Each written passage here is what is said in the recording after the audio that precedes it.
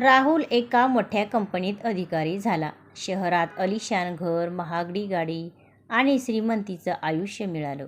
पण त्याला आपल्या गरीब वडिलांची लाज वाटू लागली.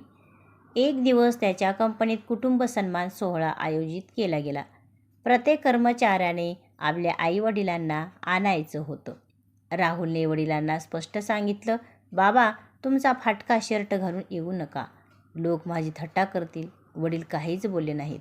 दुसऱ्या दिवशी राहुल एकटाच कार्यक्रमाला गेला. कार्यक्रम सुरू झाला. अचानक कंपनीचे मालक मंचावर आले आणि म्हणाले, "आज मी माझ्या आयुष्यातील सर्वात मोठ्या माणसाचा सन्मान करणार आहे." दारातून एक साधा फाटक्या शर्टातील वृद्ध आत आला. राहुल थक्क झाला.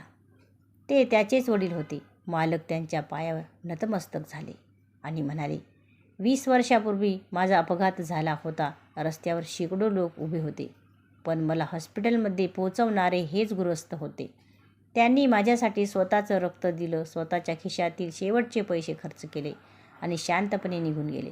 आज मी जिवंत आहे ते फक्त यांच्यामुळे."